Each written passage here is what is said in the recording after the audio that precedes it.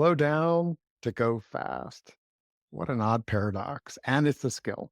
And today we're here for this Real Skills workshop. I'm Rick from Thriving Now. I'm here with Kathy Bartuli from Thriving Now and the Intimacy Dojo. And yeah, does it make any sense to your logical brain to slow down to go fast? I have to say for like 50 years it did not, and I was someone who triple tasked all the time and worked long hours and had a full-time job and went to college and in the honors program, and if I took, most people were taking 6 classes, I was taking 10, and just go, go, go, go, go. Run the adrenaline. That's how I'll prove I'm okay and I've got enough done, and maybe I'll feel adequate at that point if I get all these things accomplished. So if you told me, slow down to go fast, I'd be like, you're insane. I don't want to even listen to you, and I would not have come to this call. Now I think it's one of the most wise things I've heard. the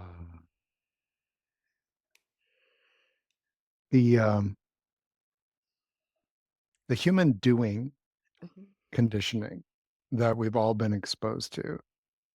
We're assigned work and we're a good student if we get the work done. We're assigned chores and we're a good person if we assign the chores to ourselves eventually and get them all. Internalize that and just do that. And for people that are competent and capable, one of the challenges with that is you go from being um, competent and capable to going from, well, if your typical muggle couldn't do 6 classes and I can do 10, and actually they're all stressed out with 6 and I'll be really stressed out only if I do 10. Like I'll take on even more so that I maintain that status. And that's one of the things that is part of the skill here is to look for, um, what do I get from being rushed? What do I get from being busy? Do when people ask, "How you doing?" "Oh, I'm just so busy." If that is your response, I invite you, like I had to, meaning it felt so essential to look at how I was using busyness, uh, in my relationships, in my presentation in the world. So if people ask, how you doing?" "Oh, just things are so busy, so busy. I got so many things going on. I just there's not enough time." Um, there's something in that presentation to others that, let's face it, it's really common. It's a way that we can relate. "Oh yeah, me too." But and I see that everywhere. I hear it in conversations. I'll be in a coffee shop and two friends will meet and they haven't seen each other for a while. And what will they talk about? How busy they are. Now, if if I establish that, if you suggest to me that, well, what if you were what if you slowed down? What? There's a part of our identity that can get wrapped up in being accomplished, getting things done. Well, I think you're actually insulting me in a way. You're like, you want to Ah. take away my value? You no, to get this stuff done, I have to go faster. Like, what are you talking? It doesn't even make sense what you're saying. Yeah, I saw a little of that in the unsubscribes. Anytime we do something that, uh, is edgy, and this is an edge, that's why it's a skill. It's an edge to have, to be saying to people, I care about you. I care about your thriving. I care about you having the spaciousness and the chi, the energy, the life force to build the thriving lifestyle that you want. And if you're starting from busy, bless you, I've been there and I could, really could describe my life as busy. When I do, guess what happens? My whole energy changes. Now, when our energy changes, tap, tap, tap, guess what happens? Our nervous system ramps up and our endocrine system, our hormones go, oh, we got to be busy. We got a lot Cortisol, to do. adrenaline, get it out there. Boom, boom, boom. Um, our our awareness focuses down, but imagine if you have a lot to do, you look here and, oh my gosh, I've got to do that. And then you turn here and, oh, I've got to do that. It's not actually an awareness of the whole ecosystem, including the sweet things, the things that are enjoyable, beautiful. Um, I Go ahead. Well, I was just thinking when you were talking about how we meet, like, oh, hi, I'm busy. I'm busy. It's like busy is meaning busy. It's almost an armor. I'm not really having to interact with the other person and be present with my feelings or where they're at. We're just using busy as this armor. And I think you were just talking about how, like, Mm. when we're looking at things, if we're, oh, everything becomes a task. And I'm not really like, oh, look at this pretty stone. Look how smooth it is. And I love wow, the colors, the light hitting that. And Kathy, we're doing a workshop. What are you doing picking up a stone? Like I could pick up a stone. That was on our agenda. Pick up the stones and show it to people. Okay, I picked up the stone. I'm done. Why aren't you done? You need to go faster. Yeah. So Aren't I you might done with be that yet? Aren't you done right. fondling your stone? Oh, well, it could also be, wow, I haven't dusted this in a long time, or look at the clutter on my desk. But when we're with the moment, it's very, we actually draw energy into ourselves from the environment around us. We can get filled up. When we have the busy armor on, we're not really connecting with other people or ourselves, our own feelings or our stuff. We're just kind of like running. I use the analogy of like running along the surface of the water. If you go fast enough, you don't sink down, don't actually get wet. But it's very tiring. And it doesn't actually protect us from much except for our own awareness. Hmm. So if I'm rushed, then I need to respond to what she said really quickly.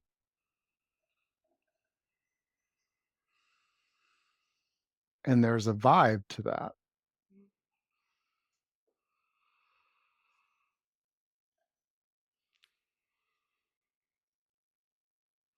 And I want to model that the skill of slowing down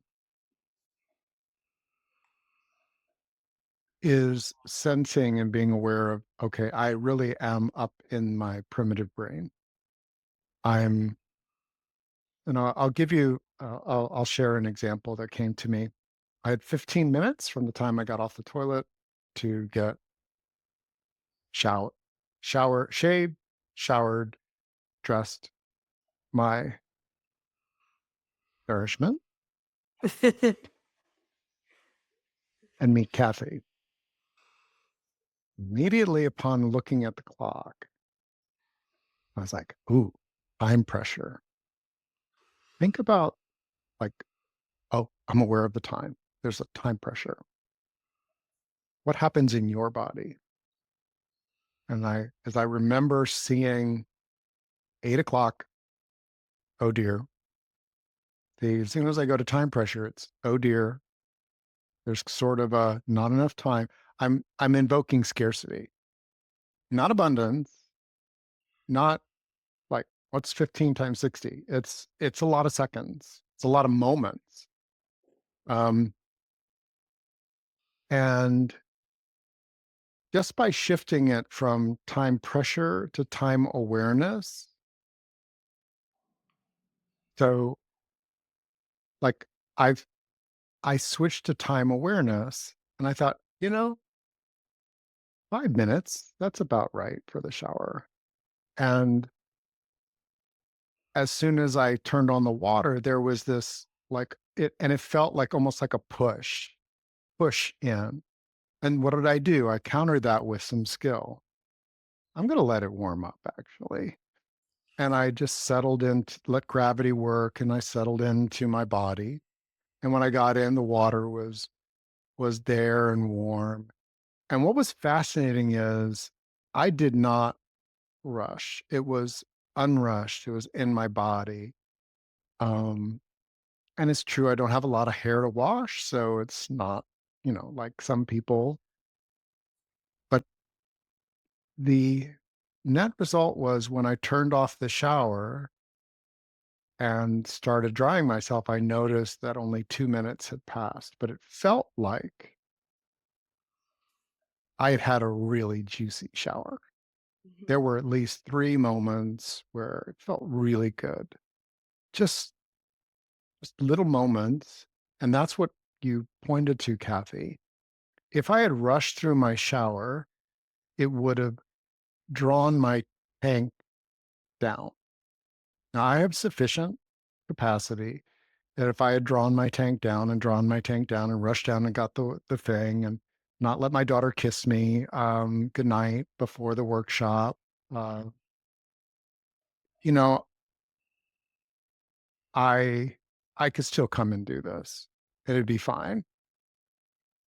As I look at the sequence of unrushedness and what energy I got from it that's still in me, like she came over here, she hugged my leg, she kissed my knee, "Good night, dada, I love you," and in her unrushed way, left the office here.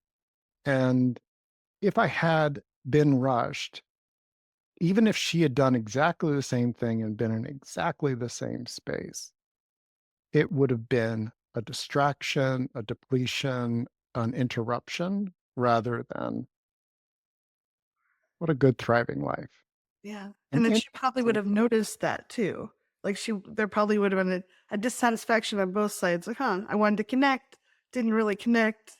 And I don't know about you, but growing up, I was very sensitive to when people were impatient with me or frustrated with me, and I was like, "What did I do wrong? I just wanted to say goodnight." Like, I think it's a gift when we can just be present with someone and just let, like, breathe for that moment and let the rushness not carry us away. Because that she has this another place where she has a firm foundation of love and being received and appreciated, and I think a lot of us could have used way more of those growing up.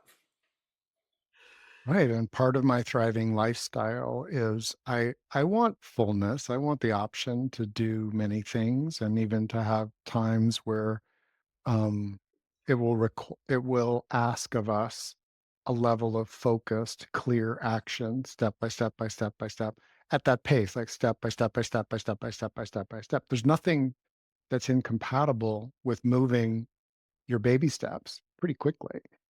Um, and it's where even if even if things aren't moving forward and you shift into rushed, it actually, in my experience, in my frame of reference, you end up going slower.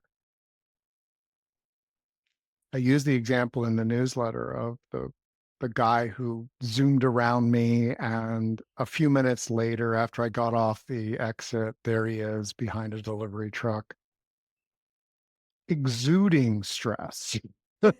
Like, how, you know, being empathetic, you can pick up a lot of things out there in the world. And, maybe he gets to his work on time, you know, or just a couple minutes late. Um, maybe in that respect, he's faster. But here's the thing: if I look at the whole ecosystem of that person's life, I imagine that processing the stress and strain of just that drive will demand of every cell in his body and all of his systems a lot of life force that um, he'll either need to invest and take the time, or downstream can lead to disease and other things. And that's the part of the the go fast when looked at, like, how are we growing and what are we building? If we rush through, boop, boop, boop, boop, boop, boop, boop, and then we have to, like, oh, dang, I forgot. And you have to drive back home and then go back. Um, I think we've all had the experience of rushing and knowing that in retrospect that it took us a lot more time. And yet the A lot of skill energy. really is that we um, it's essential that we have something that lands for us. And for me, the word unrushed, unrushed. Um, what would it be like to be unrushed here? Oh, time pressure changes to time awareness. I'm still competent about time. It's not like, oh, I'm going to forget the time. I'm going to forget. Like, no, When you're but from I really have, afraid, I've been taking to setting alarms because I've been trying to be much more mindful of what I'm doing. I'm not used to adjusting the time for that. I just tell my phone or whatever, please set an alarm for me so that I can adjust, I can be reminded a few minutes before. So I'm not like, oh, wait, I was supposed to be someplace 10 minutes ago.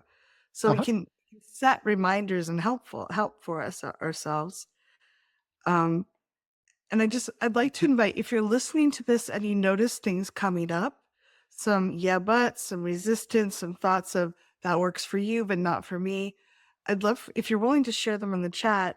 That can be a really great way because when we get them out of our head and on paper, or we're, out on in front of us, it gives us a certain power that we don't have when we're lost in our head. Like things spin. Um, and if you notice, like when Rick paused and just thought about things, if there was part of you going, come on, I have things to do, I have places to go, just notice how your body feels when you get really present with the rush versus the moment.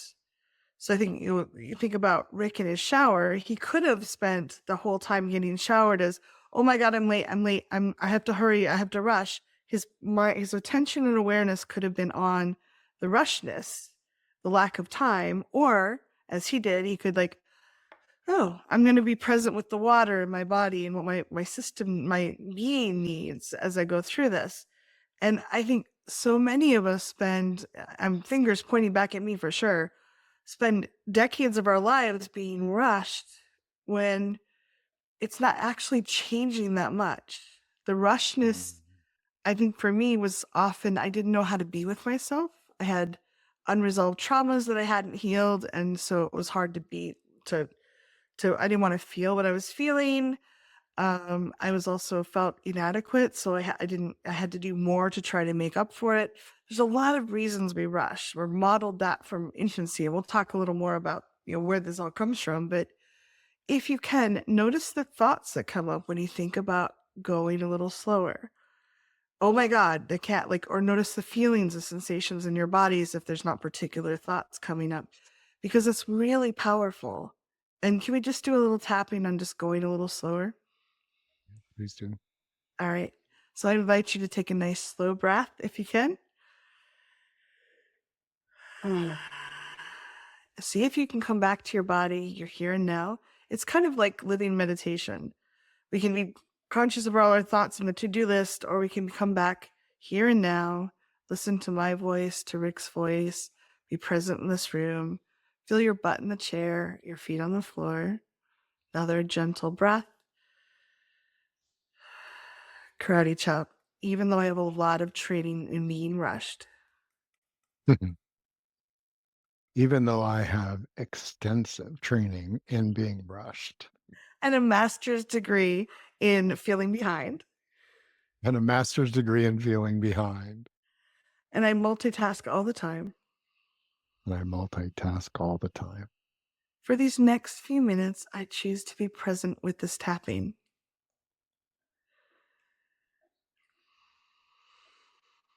For these next few minutes, I choose to be present with this tapping. I get to feel my fingers tap my hand. I get to feel my fingers tap my hand. Top of the head. I can feel my voice vibrating in my body. I can feel my voice vibrate in my body.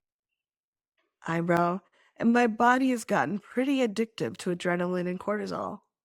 Yeah, my body is still pretty addicted to adrenaline and cortisol. Side of the eye. And my mind wants to rush. My mind likes to move fast, likes to rush. Part of it. Un- Part of it. Under the eye. And I can just bring myself back to this moment right here and now. And I can bring myself back to this moment here and now. Under the nose, there's a lot of wisdom for me right here and now. There's a lot of wisdom here for me, here and now. And if I'm rushing, I might miss it. And if I'm rushing, I will miss it. Collarbone, it does feel kind of uncomfortable to slow down. Feels kind of uncomfortable to slow down. Under the arm, and that's just part of learning something new. And that is part of learning something new. Top of that, I choose to slow down and be here with me now. I choose to slow down and be here with me now. Just take a breath. And if stuff comes up for you, great. Notice it, write it down, share it in the chat if you'd like, because we can, if you share things in the chat with us, we can hear some tapping around it. So just notice how you feel at the thought of slowing down. It doesn't mean we don't have to immediately say, "Oh, I'm going to do this 24/7 from now on." Like I've been working on this for 5 some years and I still can really, I'm like, oh, wait, I forgot. I can slow down again. So it's okay to, come back to it like meditation. Oh, I'm thinking about my grocery list. Oh, I'm going to come back to here and now. Oh, I forgot to take out the trash. Oh, wait, here and now. Oh, Rick's birthday is next week. Here and now. So like we can just, it's just practice. Each time is a chance to flex the muscles. I think Um, it's muted, so you need yeah, to put it in the chat. yeah. So Oh, I want to again, in the practice, in the skill of this, it's the yes, but with tapping, it's an emotional technology. And just like you prompt yourself with slow down or unrushed, what comes up for you? Now, I did a lot of tapping um, when I started adopting this as a state of being, unrushed, not a state of doing, but a state of being, unrushed. What would come up with for me? So I was getting the family ready, and I started noticing that I was getting activated. Um, I was starting to feel rushed, pressured, time pressured, and I would go unrushed. And the yes but will be late. We'll never get it done. Those are two yes buts. And so when those come up, if you're in a place where you can, or even after the fact at home, you can take an unrushed moment and go, even though a part of me is convinced I'll be late, even though part of me is convinced I'll be late, because I have to push myself to be there on time, don't I? because I have to push myself to be there on time, don't I? What would it like to be? What would it be like to be unrushed What would it be like to be unrushed? and still moving at the same pace? I'm still moving at the same pace. Top of the head. I start feeling rushed. I start feeling rushed. Eyebrow. It's where I go to when I don't want to be late. It's where I go to when I don't want to be late. Out of the eye. I start rushing I start rushing. under the eye. Does that really work great for me? Does that really work great for me? On those, do I always have my keys in my hand? Do I always have my keys in my hand? And do I always remember everything? Do I always remember everything? How about, am I always on time? Am I always on time? Do I enjoy the trip? Do I enjoy the trip? I'm going, is it really working that well for me? Is it really working that well for me? What if I could be unrushed What if I could be unrushed and still move with decisive clarity? and still move with decisive clarity? So there's that. We know by looking at how the brain functions, if you're rushed, the way the nervous system is working is that you go from stimulus to reaction, stimulus, reaction, stimulus, reaction, stimulus, reaction. The reaction time when we're rushed, we're up in our primitive, the primitive brain is really busy, parts of our brain light up, and there's very little gap between stimulus and reaction. Oh, I got to do this. I got to do that. You have a thought. I've got to go get my keys. I got to go get the water. We forgot this. There's the executive function is reduced to very narrow, strategic, do this, do this, do this, do this. We get narrow. We don't see the whole picture. Our intuition, sorry, It's pretty shut out. I'm not going to be really active about like adapting and making other choices. Um, Unrushed comes from a different place. Unrushed is, ah, I'm gonna I'm gonna go collect my things. Oh, one of the kids has to go to the bathroom. I can have some other things happening while that's going on. Um, there's an adaptability, a resiliency, a responsiveness, because the energetic is stimulus, hmm, response. Stimulus, hmm, response. Now, I'm extending the time in an unrushed way. Stimulus, response. Notice that that's different from this, and that, and do this, and that. And we get it. We get it. We've all been there. We've all done that. And the skill is knowing that, oh, unrushed is asking, inviting, and coaching and deciding. I want at least between stimulus and my response, Mhm. Yeah, I think including the stimulus of my body going, do we need to race? Is this a threat? Are we going to be ashamed and embarrassed? Like, is our status on the line here? And when we're up in that range and operating from there, uh, we're that's not the frame of reference that I consider thriving. Thriving is a place where we have freedom, emotional freedom, freedom to choose a response. Maybe there's only one response that would ever feel right for you, but you have a sense that, oh, I'm responding, I'm responding, I'm responding, rather than reacting. Kathy. I think for me, I'm just talking about being on time was a big deal for me. I always felt weird if I was too early, and I was horribly embarrassed if I was even a minute late. I would really struggle. I could arrive 2 minutes early, but not more because then that would embarrass them, but or I would seem like stalkerish or something. I had all these stories in my head about it, and I would stress myself the entire way there, like, oh, I'm a little ahead. Oh, I need to slow down. Oh, wait, now there's traffic. I need to speed up. The whole time was like trying to navigate this thing when the truth was most people don't care. Like, it's different if you're like someone's doing the world premiere or something, or you have a really strict boss at work.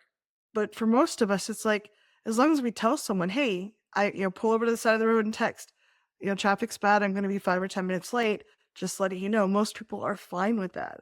So the amount of stress and adrenaline I was pouring into something that didn't actually matter was huge. And I think that part of that is other people's agenda. A lot of us are running around, our to-do list is long.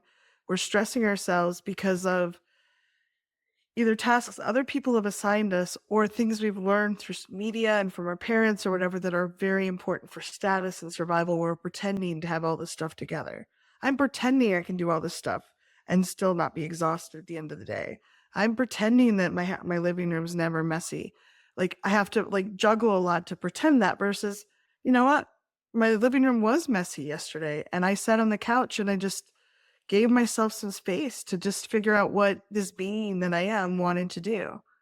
And it kind of wanted a nice, clean living room. And so I got up and I was with myself and I'm like, oh, I think it would be nice if these couple of things are put away. Oh, I can take the empty dishes to the sink. And it was honestly 5 minutes later, the living room looked fine Versus if it had been on my to-do list, it would have been like kind of beating myself up and it would have taken much more time. So it's like, I think taking it off of other people's agenda and like, oh, for myself, for me, I would like the living room clean versus my mother would be horrified and my grandmother would yell. And what if the neighbors come over? The neighbors never come over. They never come to my house. So why am I trying to make an impression on these people that never show up? My mother lives on the East Coast. My grandmother, bless her heart, has passed away. Like, who am I cleaning for? Am I cleaning for me or am I cleaning for the others that kind of haunt my brain sometimes? Do you want to lead a chapter? Oh, Look like you're inspired. yeah. This is what I do is when I hear something that lands. My mother was just here for the the weekend, and someone mentioned in the chat that they burned out in high school after years of rush of being an empath and a highly sensitive person, feeling everyone else's rush along with my own. And that is a loop. Like we're sensitive. And until we learn the skill of, oh, this is something that I could mirror, um, but it's actually dysregulating for me. And that's it. My health and care goes out the window when I rush and I ignore my body when pressured. We're designed to. That's what the primitive brain If a says. tiger's chasing you, you're supposed to ignore the fact that you're tired and keep running because otherwise you get eaten. Yeah, and the last place we want to stay forever is high school. So there was a lot of like panic and fear come with rush, and I've been working on being more conscious of the habit to push rush myself and making slow and easy self-care a priority. It's not laziness, but love. See, that's one of those yes buts. Thank you so much because it's not laziness, but and the yes but is, oh, if I do this, it's lazy. That's what we can use this technology, EFT tapping, to go like, they would have thought it was lazy. They would have thought it was lazy. They were in survival mode. They were in survival mode. Eyebrow. I've spent a lot of time in survival mode I spent a lot of time in survival mode.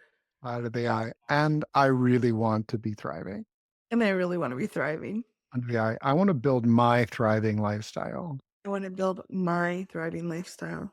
under those. And and rush is pretty incompatible. And rush is pretty incompatible. And it doesn't really work for me. It does not really work for me. Collarbone. I want to be in touch with my body I want to be in touch with my body. under the arm. I want to feel the goodness in my life, I want to feel the goodness in my life, not rush past it. not rush past it.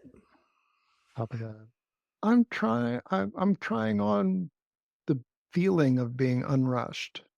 I'm trying on the feeling of being unrushed.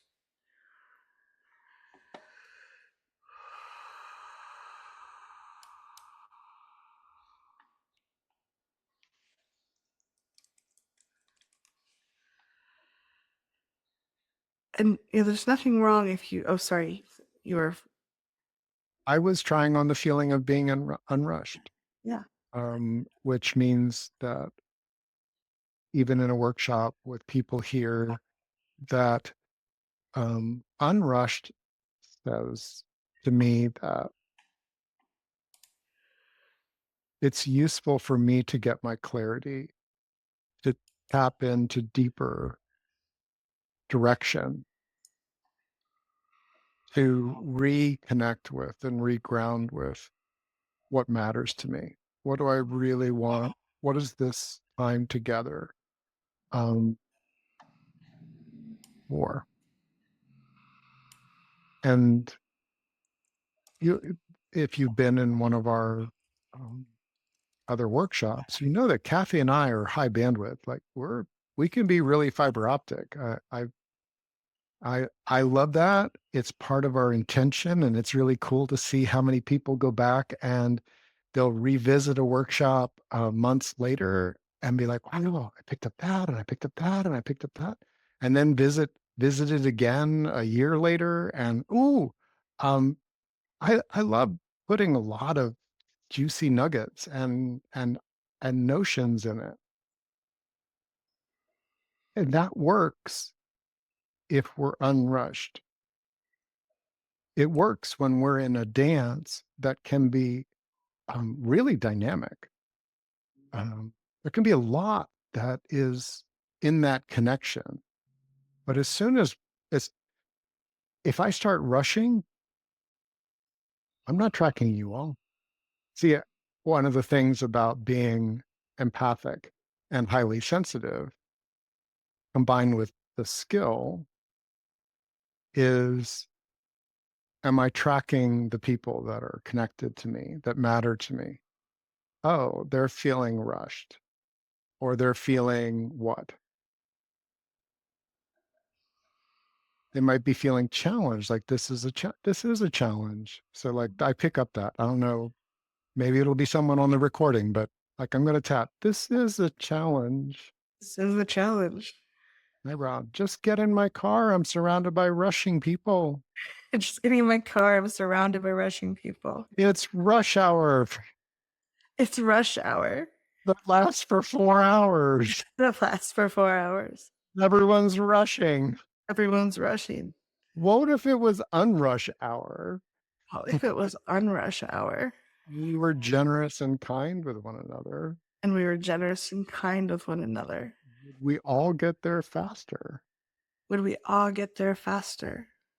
Yeah, I can't control that, I can't control that. but I can bring it close to home I can bring it close to home and tune myself. and tune to myself. So that's one of the things is that, oh, I'm getting this rushed feeling. Do I mirror it? Do I start mirroring it? And the primitive gift of empathy is that we can mirror and pace and the other people around us. It's an amazing gift. And for thriving, we take that gift and we upgrade it with a pause and an awareness that says, "Hey, um, yeah, I feel my mother's rushedness, right? She feels rushed, pressured. Okay, now, instead of trying to counter that, like, oh, I'm going to be the opposite. I'm going to rebel against that rushness and become all kind of, um, which we can also do. Kids can certainly do. Um, to me, the skill of dropping into, I'm I'm going to slow down my energy so that I'm in an unrushed state of being, and then I will feel into what to say, how to be, where to move. Um, the first step sometimes is like, everyone else is feeling rushed. I'm going to go and leave the room. Great. That is taking a nice, clean space, giving yourself some distance, a little less empathetic um, enmeshment. Like, oh, okay. And for me, the skill has been okay, I'm going to calm and clear, be clear about what matters to me here. With my mom, it was I I'm clear. I want to just be with her, be with my brother. Was clear that um, there's nothing that was a have to. Plans change, times change, things like that. But in the unrushed practice, it ends up being surprisingly adaptable. And when I talk about going fast, it's not the to-do list. We went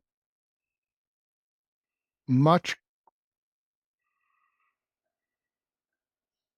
the connection became deeper and clearer and more present far faster because of this practice than it would have been if I was trying to like quiet her for time pressure or other things. Does that make sense? Yeah, it does. And it's very hard to solve someone else's time pressure, their Mhm. anxiety. Trying to actually can make them worse. It's like, no, you're not understanding the issue. And someone shared after living in for the past couple of years with a beloved family member who recently died, I feel as though I'm finally able to start unwinding.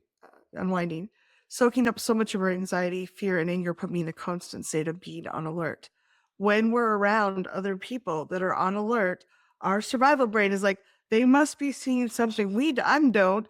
I need to be on alert too. It's just natural resonance because if we're a herd of antelope on the hillside and one gets spooked because he saw a lion and we don't all spook and run, then some of us are lion food. So it's built into our DNA basically. And so if we have someone around us that's very high anxiety, high pressure time, it can take extra muscles to just like, I'm going to be with you while you're in the anxiety and I'm going to try to keep my state regulated and I don't need to join you. It's not going to help you. And I may need to train myself to not go into that state. Um, and trying to convince the other person that that they don't need to rush it usually backfires because they'll just amp it up because you're not understanding and they're trying to get you to understand how dangerous and threatening the world is and how much you have to try harder. So, can we do a little tapping on that? Mhm. So I invite you to just take a nice deep breath. I imagine a few of us have people like this in our lives, whether it's a boss or a mother or somebody. Karate chop. Even though it's hard to be calm when they're anxious. Even though it's hard to be calm when they are anxious. And boy, are they anxious. And boy, are they anxious. They are rushed all the time. Rushed all the time. How am I supposed to be calm? How am I supposed to be calm? Hmm. Maybe it's a good chance for me to exercise some muscles. Maybe it's a good chance for me to exercise some muscle. Top of that, hey, primitive brain, Hey, primitive brain. Hmm. eyebrow. I know that they're scared. I know that they're scared. Side of the eye, but we've thoroughly looked through the bushes But we've thoroughly looked through the bushes. under the eye, and there is no lion. There's no lion, Under the nose, in fact, they have a history of spooking at nothing. and they have a history of spooking at nothing. Chin. I can consider what they say. I can consider what they say, and they're fine. Collarbone. Yeah. Collarbone. And then I can allow my system to relax. That I could allow my system to relax. And there, it may take a little practice. I'm pretty sure this is going to take practice, a Top of lifetime, the head. Top of the head. And I bet it would feel really good. and I bet it would feel really good. And just take a breath. And I do think this is something that we get better at over time. Like when I would first deal with my mother's someone who's very high anxiety, high worry, gloom and doom, something bad's going to happen imminently. I could stay grounded for a moment at a time, and then I would have to go to the restroom or wash a dish or something. And now I can pretty much get through an hour and a half call without calling Rick and going, "Oh my god, that was a lot." So we can build up stamina, and I've found that she is now starting to calm in my space because I don't follow her. Because if she's ramped up and then I get ramped up, we're kind of feeding off or resonating off each other. Versus if she's all ramped up and I'm staying grounded and calm and present with her, I'm not denying what she's doing or trying to convince her anything else. I'm just being with her. She seems to calm down. So I think that we can ground each other. We can help each other find a calmer resonance, but verbally trying to convince somebody different is not going to help. It's more we get to role model, hey, I'm okay. I'm going to be here with myself and I'm going to be here with you. And I'm not going to try to push reality.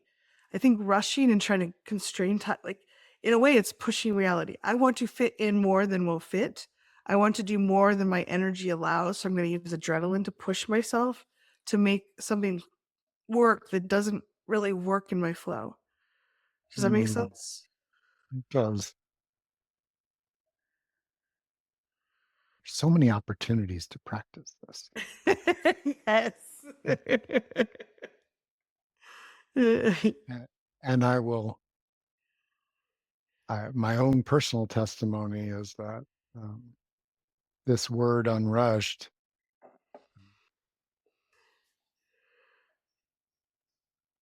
it's even in just the 3 or 4 or 5 months um, that I've been having that as a go-to state. It it's actually it's a reminder, like the work that we've done at calming and confidencing. That's the yin yang. It's like, okay, there's noise, I quiet it. I strengthen. I bring up my chi too. Like, oh, what's next?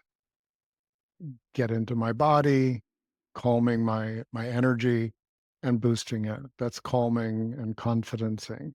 We've done work on that. There's lots of workshops that we've done. If you just look for that in the center, thrivingnow.center, and you'll see ones on calm and confidence. Um, Settling and strengthening. Again, kind of a yin yang. I settle, let my energy settle, kind of like if you get shaken up, let it settle. And then you strengthen. You strengthen so that you've got that chi that feels like it's got some form to it. You're going into, I settle down, I know what matters to me, and I can take an action to build, to build toward, to build with, to co-create with. And if I have an anxious person or someone who is really intensely disappointed, I know that the energy of that is not as juicy, easy as, oh, yeah, there's agreeableness in the air. No, sometimes there's a lot of disagreeableness in the air. Well, what do I want to do? Well, I want to be unrushed, settle myself, strengthen what I know that matters, and take action, clear and focused action toward that. Um, when we come back from our 7-minute break, I'd like to move our energy toward how can we use this around things that we want to build, specific things in our life. Um, it could be an emotional experience or a connection that you have. It could be that you want to be building community or connections for business. So, as we take this break, we'll be back in 7 minutes. If there's anything you want to share in the chat, please do. If not, Kathy and I will speak from our experience with ourselves and with our clients on some specific ways that we can use this slow down to go fast. All I right, love it.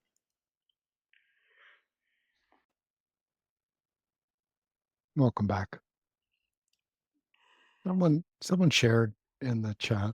Um, there's a lot of hurry up and get over it, a rush to move on when struggling, like there's not enough time to consider and acknowledge how we're feeling. I want to be fully embodied and take the time to understand my emotions. That is where I can slow down and allow space more often to grow and learn more about myself. And that's why we do these as workshops. There's so much wisdom in there. There's an acknowledgement which I feel is essential when we're noticing about our own energy and wanting to craft how we interact with ourselves and our own energy and the energy of others. That, yeah, hurry up and get over it. I think about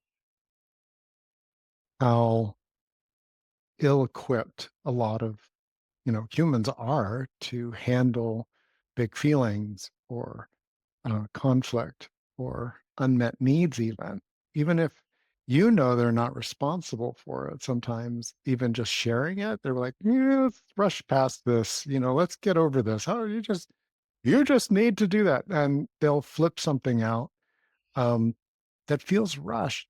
It feels like there's not a presence. And if we're going to have that for ourselves and in community here, acknowledging that, okay, Just like there are people who are anxious and rushed and busy, and that's part of their energetic world, there are also people that will try to rush past our emotions or our trauma and things like that. And there are also people that are really becoming more and more capable and attuned to being able to hold space for that. As someone, as you said, it's having that space to slow down and allow ourselves that it, when we do that, when I look at time and the cultivation of a thriving life, it's like taking the time to, get the rocks out of the field and plow the field and spread some, horse manure on the field and plant the seeds and cultivate them. Where if we want fruit trees downstream, we are actually going to get them faster if we are unrushed about um, that process, that I've very natural process. Go ahead. I've noticed that a lot from my own healing. Even with talented therapists and coaches, some of them I felt rushed by the process of doing my own healing of trauma. And I kind of got in the pattern of like, oh, I need to push through this quickly. Versus I found the deepest healing is when I allow myself to be quiet and I have support, someone I can face it with. And just be with the feeling and not try to make it different, or like when I just allow it to be and do a little tapping, it changes far faster than if I'm trying to push it to do something different. And I don't think enough people allow the space for themselves or for clients to actually, like, none of us want to feel the bad feelings, but if we can be with them and acknowledge them, they tend to pass really, really quite quickly. And when we're trying, I think there were some that I kind of rushed over in my early years of healing before I knew about EFT or tapping. And I'm actually going back and revisiting some of that now because it's like, oh, it's pretty, partially healed and it's conscious, but there's still some angst or some pain there that I don't want to carry around for the rest of my life. I don't want to react to anymore. So I love the fact that we can, if we're doing good self care, a lot of that is like, can I be doing this for this being that I am versus trying to please other people or get better at a certain rate or fast, or it's not a destination. This is actually the work as we do it right now. You're doing this work as you're with us, being present. Rick and I are present and grounded. Your system is your mirror neurons are learning from the way we're talking, from the expressions on our face, from the energy around us. And as you see other people doing this as well, your survival brain's like, oh, this might be safe to do. You're learning to ground. And if you can give yourself the breath and the space, this is something I've been doing recently. It was not anything I even realized was useful before, but I will, when I have a stretch of time now, instead of like jumping to my to-do list and try to knock out as much as I can that's urgent and I feel behind on this person might be mad because I didn't do it, I'm sitting quietly for a few minutes and I'm inviting my being, the me that's there, to what would I like to do right now? Not my to-do list. And it was some effort to just, like, oh, but I have to do this, this, and this. And sometimes there are things I have to knock out, but I'm trying to give myself time each day where I can just, even if it's 20 minutes, like, what do I want to do? Do I just want to sit and breathe? I've been really loving just watching the light coming through the curtains and the birds singing outside. Or, do I want to sit on the back porch and just breathe? Or do I want to, the other day I was cleaning my living room just because it felt right for me. But instead of building off, driving myself with the to-do list, like it's a GPS that I have to follow as fast and as hard as I can, giving myself some time to just like, what is it this being wants to experience right this minute? Is it quiet? Is it energy? Is it, do I want to watch TV? There's not really a limit, but I try to make it about what's right for me and fulfilling in the moment rather than what I think other people would say or I should do or completing a task list. And I invite you to give that a try a little bit because it's remarkably challenging, but so fulfilling when I hit on it. It's like, oh, that felt so lovely. I wonder why I've been doing this for 56 years. Well, as I've been getting responses from people that I've been inviting people, including those that have attended or signed up for the workshop here, to tell me about what you're yearning to build. And there's an interesting dynamic that I think fits this. Oftentimes, as somebody who's built multiple businesses and done a lot of co-creating as well, there's an interesting dynamic. I worked for 9 years as the chief technology officer for a company, and the strategy the CEO had was to take something and ridiculously compress the time. So something that um, unrushed but really competent and capable um, would get done in 3 weeks. He would want in 10 days. And he would legit be disappointed because in his fantasy, that's how much Fantasy, not time. reality. What was interesting is the more that we pressured our team to meet some deadline, but we've got this trade show in 11 days. Um, one of the things I noticed is that legitimately it would take longer than 3 weeks. We might have a deliverable to get it done, but the actual scope of what we set out, the thing that really would have made it right, would feel good, we were aligned and congruent with, instead of that happening in 3 weeks, it would happen in 4 or 5 or 6. How does this apply when we have our own lifestyle that we're working on? Well, let's take something physical. Um, let's say that you want to get stronger and you tap into the go go go group, right? Um, they're Really talking hurt. about No the pain, no 30-day gain. challenge, right? They're the 30-day to a new body. Um, uh, I am humble enough to recognize that I am not that person, and there likely are people that that's exactly what is the right pace for them and the right energy for where they are in their life. If that isn't you and you've tried on some of these like intensives and the like, and it just hasn't worked for you, noticing that and then looking at, well, my antidote to that is, well, what would it look like if I had 4 years? 4 years to recraft, resculpt, re-energize my body. What would that be like? Now, one of the interesting things is that when you look at that, your intuition can point to something that if you go slow now, you're building a foundation that can can hold you as it grows. Well, you can also build in pleasure and enjoyment and mindfulness versus I'm going to drive myself with adrenaline that I now look forward to my workouts. And I didn't. I used to dread them. And now it's like, oh, this is going to feel my muscles like moving. So, yeah, I can totally relate.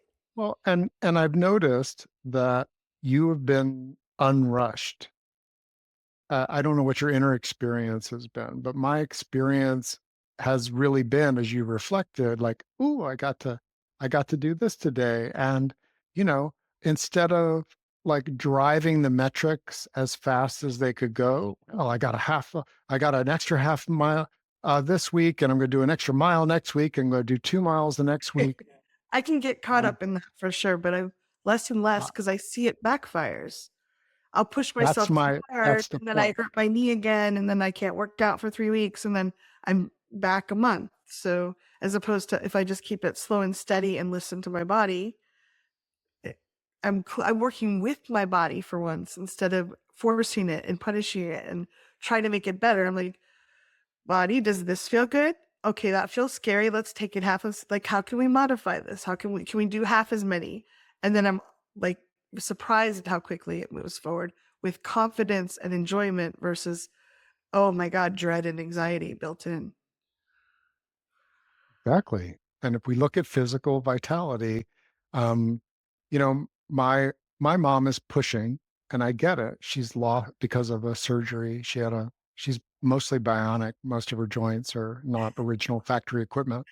Um, and she wasn't able to go to the gym. She usually goes 5 days a week, and that was not rushing it. But now she feels a pressure. And the challenge is that I recognize that when when people in my lineage push, they end up getting injured. And then there's this recovery period. And so when I thought, well, what would it look like if I start going to the gym in an unrushed way? And it was start with a ridiculously low amount of weight and do 11 reps. So here I am. I'm a 6 foot tall dude, and I'm lifting the lowest weight. And I do that for I thought I'll do it for a week. My body goes, we're not in a rush. I did it for another 3 weeks. I did it for 2 months. And then my body was like, it would feel good to like add a plate. And what I noticed is that I was building a foundation in my connective tissue, in my joints. And if there was a injury, it was very minor. And I've tried to lift weights so many times, and I've always pushed it too fast, too hard, because that's the thing. You lift weight to failure. Well, guess what? I'm strong enough that my muscles don't fail, but in that process, my connective tissue then hyper reacts, and I I get found interesting pain. factoid that muscle tissue regenerates three times faster than connective tissue. So if in a month you built up your strength a lot, it takes 3 months for your connective tissue to adjust to that increase in strength. So I just segue that I'm And like, guess oh, what? practice. Yeah. Nerves are even slower. So if as part of your mobility, you're moving nerves in ways that they're not used to, they heal about a millimeter a day. um, and there's a lot of millimeters between my brain and the end of my fingers. Um, so physical vitality, if part of your thriving lifestyle is you want to have physical vitality, think about like as 4 years, what would be ridiculously unrushed? Now, why do I say ridiculously? Because that's to counter all of the propaganda that has hit people that are looking for the quick fix. They want to rush through it and get their reward. They want to get the status. They want to get the partner. They want to get the sex appeal. Oh, wow. All I have to do is inject this stuff in my arms, and now I've got these big hunking arms that look really weird, and it's dangerous and a lot of other things. Um, so if you have that kind of listening, deep listening, then you can adapt too. You can drop down. As Kathy said, you learn to drop it down even by half because you know what you're listening to your body at a deep level. You're building a foundation of vitality. Um, and looking at that as a continuum for decades out, that to me is the thriving. Um, l- it that long-term time preference, if you can drop in even in a meditation, and not just to create the end vision, but hey, I want this vitality. And along the way, over the next decade, I also want to savor and experience what that is like the little increases, the moments of I'm feeling good, I feel alive right now. I went from I do morning miles. This was day 1,309. Now, Wonderful. Congratulations. a, a mile is not that far for me. I have a long stride. It doesn't take a lot of time. But I built up with if a day comes and the morning mile is a walk to my car and back, that's fine. If the morning mile is a quarter mile, that's fine. Today it was a mile and a half. It felt really good. It was yes to yes to yes to yes. I've added using hiking poles. Guess what that does? I am now a four four-legged animal cruising, flying, floating, pushing. I can do all kinds of interesting things with it because I have enough vitality as I built that foundation. Same thing with business. If someone says, well, I want to get this done in 3 months. That reminds me of my CEO. Like I look at it and go, well, I love your vision. It's inspiring, but I can feel the pressure. I can feel the pressure that you have on yourself. I need to make enough money so that I get to do this thing. And money's a really obvious one. A lot of times people put pressure on themselves to make money in order to have an experience.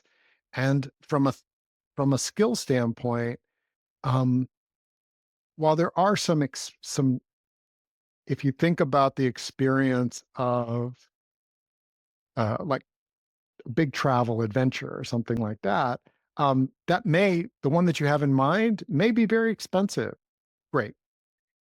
The cool thing is that if you look at it like, oh, I make some money and some of it flows into my freedom fund. I made $10. I made $100. $7 of that goes into my freedom fund, just 7%. And I'm practicing the energy of adventure. Mm. I went to a playground with the kids that I hadn't gone to before. It was a fresh adventure. Oh, look. Ooh, like it's not the Mediterranean sailboat. I don't have the money for the Mediterranean sailboat with the family yet. And by being in that slowing down into the experience, I'm actually more attuned with less stress, with less, it's an aspiration instead of being a longing. It's one of the skills is to I take have something to that in is order to. desperation and getting it into an aspiration. Well, I think it can become a have to if we're. It's very easy in our society to get caught up in status and what other people think, and they're going to think lesser of me. I think one of the reasons we're often so busy at work is it makes us seem important and valued.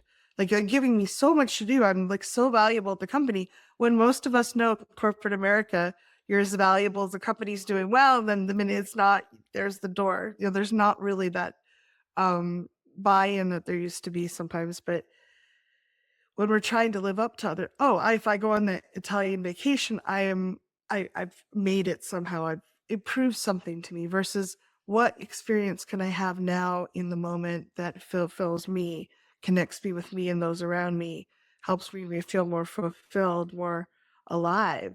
And I think that's so important.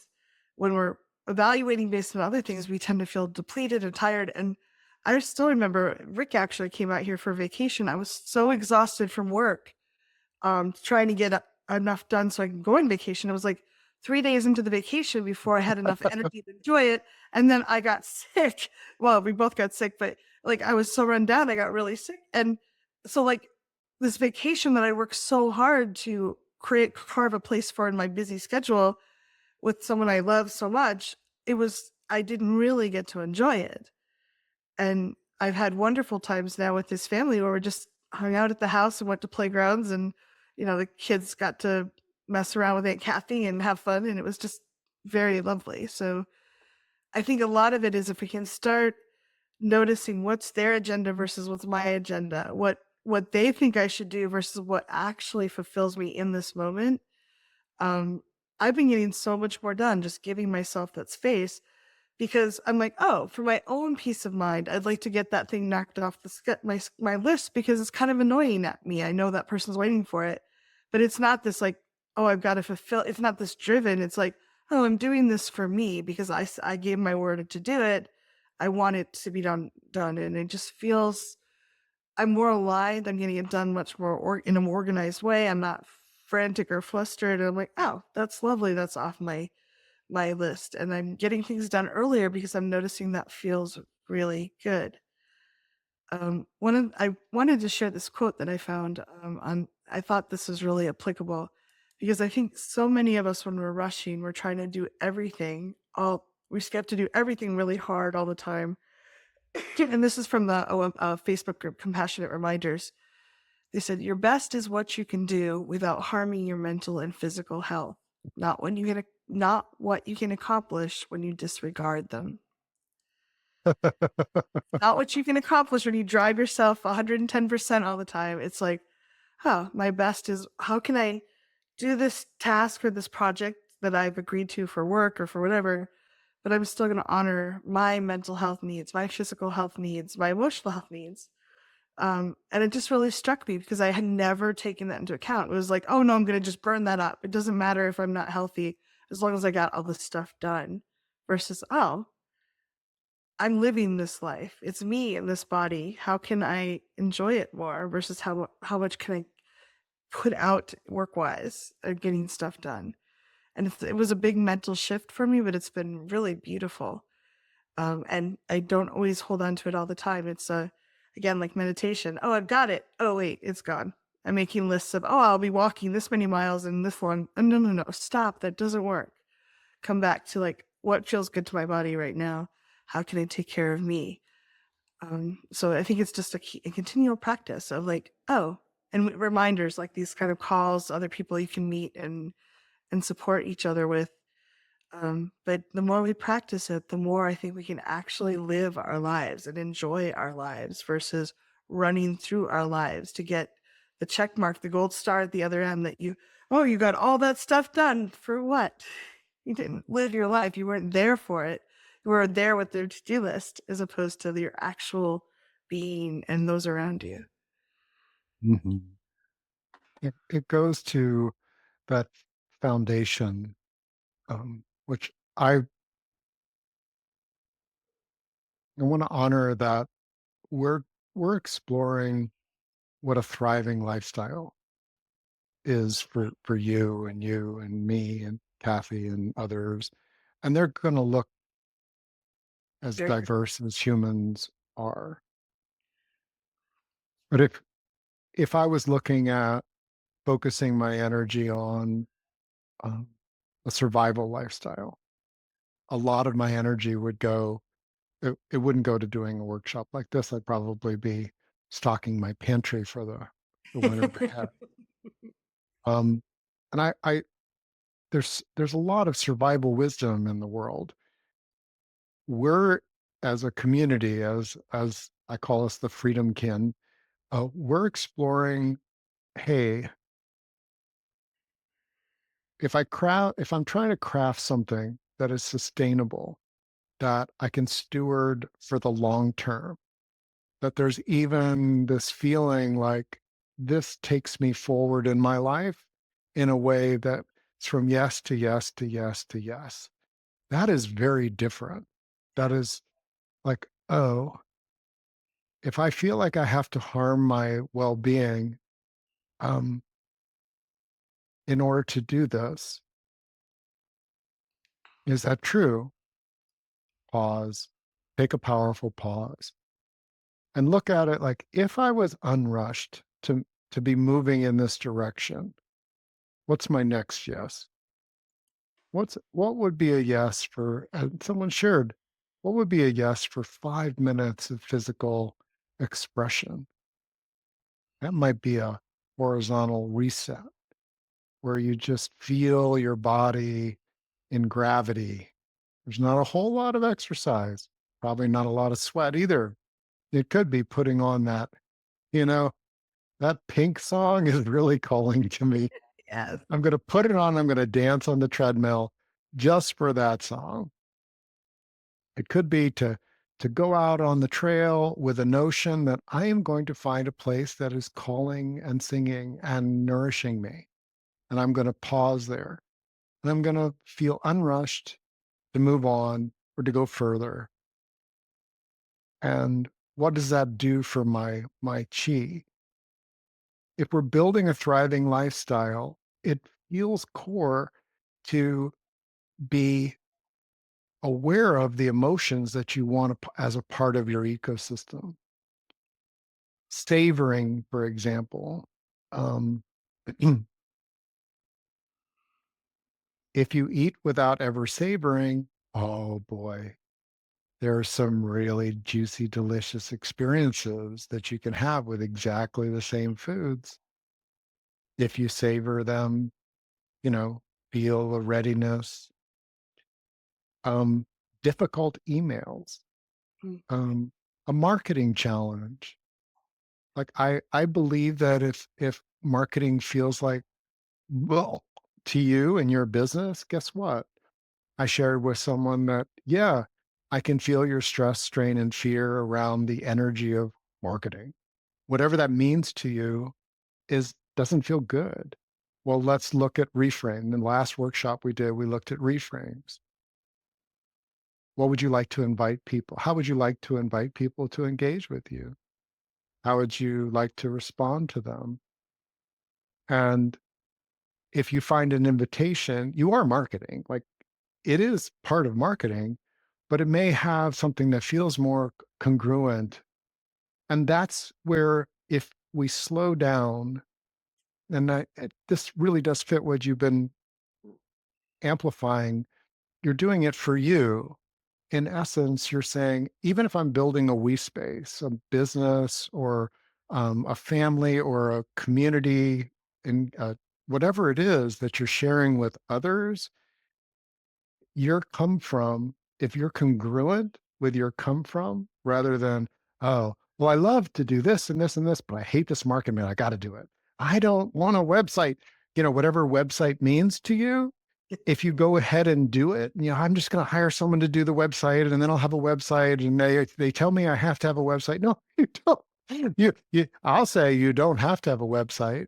And we can look at crafting your energy if you're willing to pause and unrush it and really explore, that this would feel good to me. This is a frame that works. This is where my energy aligns. And if I'm not on this um drive to the finish or some milestone, some goal, uh, but I'm in it with consistency and clarity and energy and this feeling in you that this matters to me. These people matter to me. This work matters to me. If you're in that, I believe the universe responds in a very different way. You're rising into challenges rather than suffering through them. Yeah. And I think it's important to notice that doesn't mean we're avoiding all bad feelings. Part of taking care of me means, oh, I'm noticing there's a feeling that I want to avoid. Can I be with it? Can I actually pay attention to what the need is behind the thing that I've learned to avoid all this time? So it's not always just about going from, pleasant to pleasant to pleasant. Sometimes it's like, oh, let me be with this thing that actually is what part of my, like having this experience. So, um, but I think I Getting love, getting the guidance that comes from the contrast. yeah. Contrast is beautiful, if we allow ourselves to be with it rather than bouncing off and No, I won't feel that. running the other way. I'm gonna go to my to-do list because that doesn't feel good. Um, I really want to appreciate everyone who's here tonight because just being around this, testing and stretching your mind around it, it can open beautiful new doors. And I hope that you find the experiences you're looking for. Mhm. Our inbox is open, support at thrivingnow.com goes to both Kathy and myself. We also have a community center. It's free, thrivingnow.center. And we have a group circle membership where we do interactive work with people. It's not recorded, so we can go into more direct personal kinds of engagement on that thrivingnow.com/circle. So thank you all, and thank you, Kathy. Until next time. Okay. Bye.